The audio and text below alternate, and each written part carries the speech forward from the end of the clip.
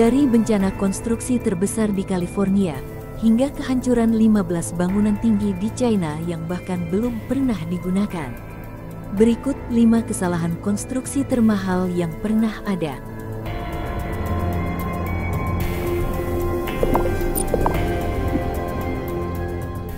Harmon adalah gedung bertingkat tinggi di pengembangan City Center di Paradise, Nevada.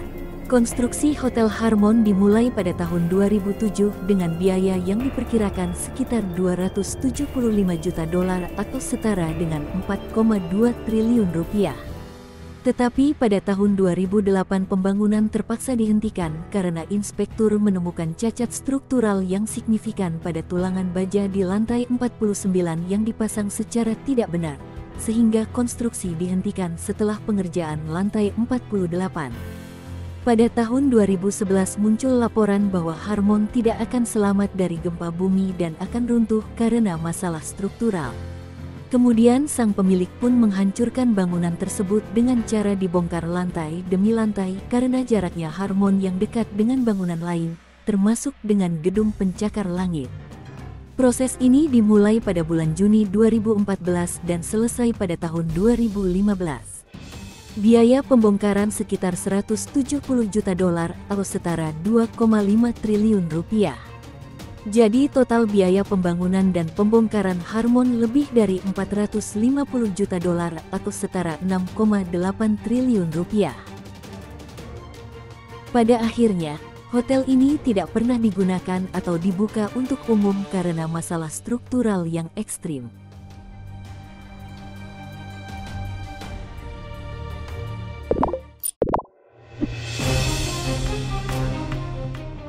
Pada tahun 2011, pembangunan konstruksi Liang Star City di Kunming, China pada tahap kedua dimulai. Mereka membangun 19 bangunan bertingkat tinggi di 4 lokasi besar untuk menampung ruang perumahan dan juga kantor. Hanya setahun setelah konstruksi dimulai, proyek berpindah tangan dan perusahaan baru berhasil menyelesaikan 4 bangunan tinggi pertama mereka.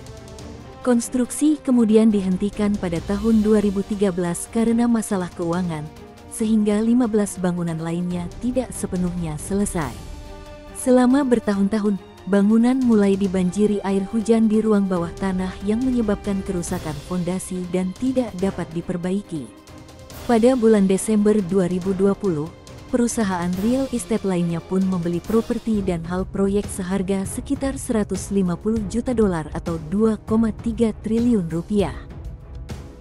Mereka pun dengan cepat menemukan bahwa bangunan berusia 8 tahun ini tidak lagi memenuhi permintaan pasar real estate yang berubah dan memutuskan untuk menghancurkan bangunan yang tidak terpakai.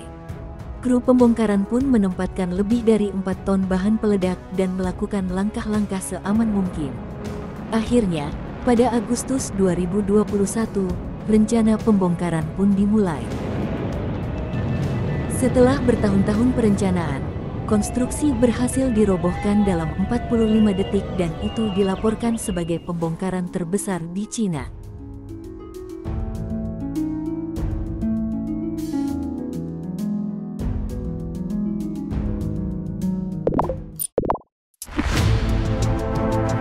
Pada tahun 1975, masalah muncul dari sistem rel Swedia karena beberapa bagian dari garis pantai barat yang tidak dapat lagi menangani peningkatan lalu lintas kereta api.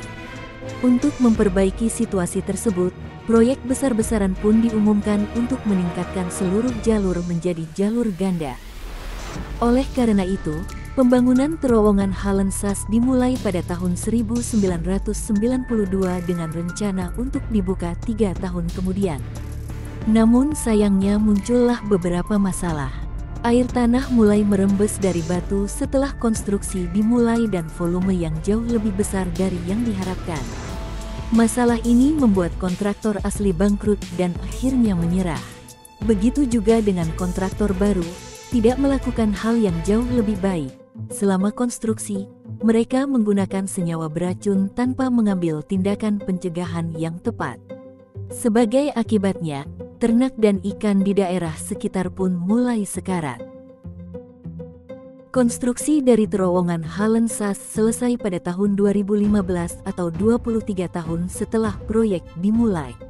Pemerintah Swedia secara resmi mengungkap proyek tersebut menelan biaya sekitar 1 miliar krona Swedia atau 1,5 triliun rupiah. Pada saat selesai pada tahun 2015 total biaya yang telah dikeluarkan sekitar 15,7 triliun rupiah atau 10 kali lipat dari biaya asli.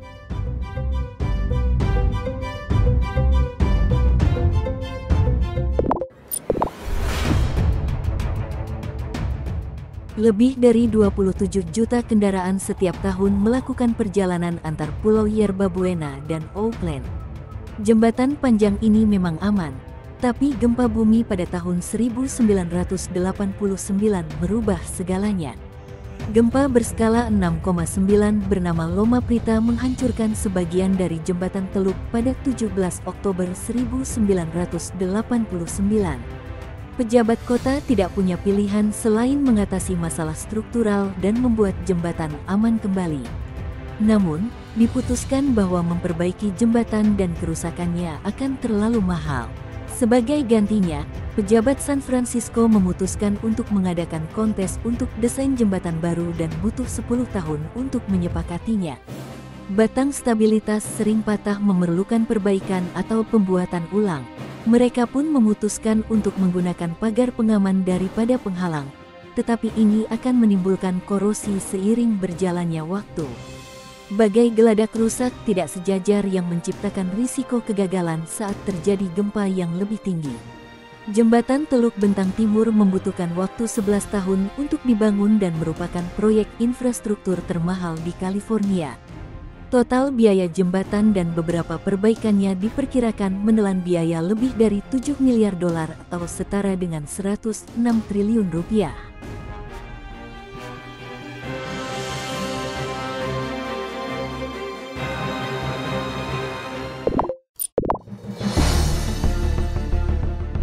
Lebih dari 300 negara di seluruh dunia menggunakan tenaga nuklir untuk memenuhi kebutuhan listrik.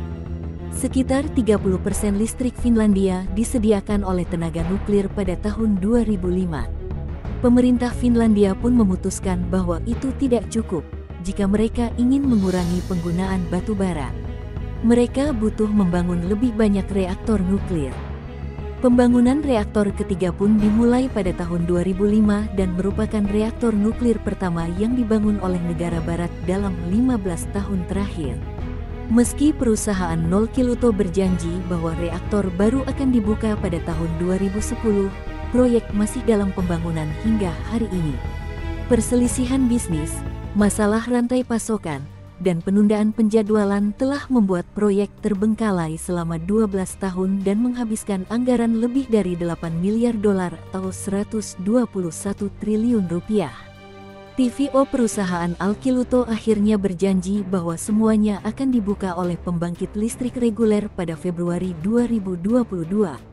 Biaya proyek aslinya sebesar 3 miliar dolar atau setara 45,5 triliun rupiah dan meningkat setiap tahunnya karena penundaan dan masalah lainnya.